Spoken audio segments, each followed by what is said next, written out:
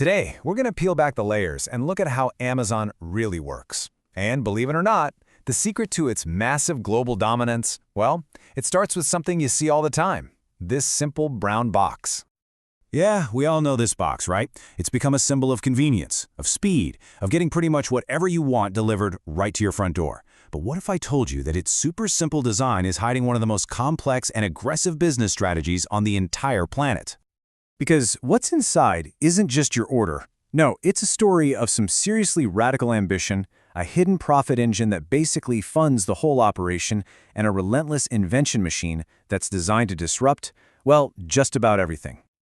To really understand how they did it, we have to go back to the beginning. See, in the early days of the internet, Amazon made this huge gamble that, for years, completely baffled Wall Street. This was the founding philosophy of Jeff Bezos. You have to remember, back then was the wild west of the internet, and the biggest question was how to dominate this brand new frontier. His answer? Pure, relentless growth, even if that meant throwing profits right out the window.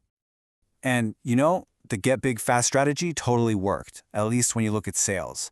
What's incredible here is just the speed of that growth. Revenue didn't just climb, it exploded, going from $148 million to nearly $4 billion in just 5 years. Insane. But here's the other side of that coin. While all that revenue was skyrocketing, the company was just hemorrhaging cash. I mean, they were losing staggering amounts of money. Just look at the year 2000. They lost over $1.4 billion. You can imagine, investors were left scratching their heads, wondering if this grand experiment would ever actually turn a profit. So, this brings up the most crucial question. If the retail business that we all know and use was losing so much money, how did Amazon not only survive, but also fund its seemingly endless expansion? The answer lies in a part of the business that most of us have never even used directly, but it's secretly powering a huge portion of the modern internet. We're talking everything from Netflix to NASA. Okay, so if you just look at Amazon's total sales, their cloud computing division, Amazon Web Services, or AWS, it looks like a pretty small piece of the pie, right? In 2021, it only accounted for about 13% of the company's total revenue. But, and this is the key to the whole thing, this chart right here tells the real story. When you switch from revenue to operating profit, the picture flips completely on its head. That little 13% slice of revenue from AWS, it generated nearly 3/4 of the entire company's profit. And this is the great reveal. Amazon isn't really one company, it's two. You've got the massive low-margin retail store that we all know. And then you've got this incredibly profitable technology company, AWS, whose profits are so unbelievably vast, they can bankroll the entire retail empire and all its crazy ambitious projects. Okay, so with a near limitless supply of cash coming in from AWS, you run into another problem. How does a company this enormous manage to stay nimble? How do you avoid getting bogged down in bureaucracy and actually keep innovating? Well, the answer is a fundamental part of their corporate culture, and it's famously simple: the two-pizza team. The rule is that no team should be so large that you couldn't feed the entire group with just 2 pizzas. It's as simple as that.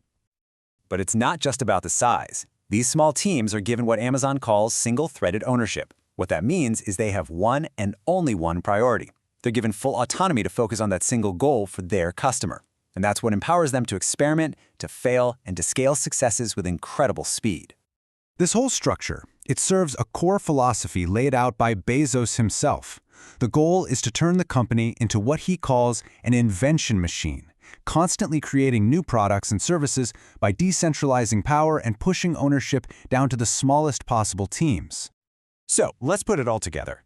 You've got a massive cash engine from AWS, and you have a decentralized culture of invention. What do you do with all that power? You go out and build an empire. This unique combination of cash and culture, it creates this powerful, self-reinforcing flywheel. The huge profits from AWS fund an aggressive strategy of building new ventures and buying existing companies, which, in turn, just pulls more and more of the global economy into Amazon's orbit. And this is not just some theory, this is their playbook in action. They've spent billions buying their way into completely new industries. Want to get into groceries? Boom, buy Whole Foods. Need a Hollywood studio? Done, buy MGM. Want to own the future of transportation and robotics? Go out and buy Zoox and Kivas Systems. The key takeaway here is that the Amazon you see every day, The retail store, the delivery truck, that brown box, is just the most visible part of a much larger, more ambitious, and frankly, more powerful machine that is designed for one thing: expansion. And all of this leaves us with one final and kind of provocative question. As this empire continues to grow, fueled by a hidden profit engine and a culture of relentless invention, what industry is going to be transformed by the click of a buy now button next?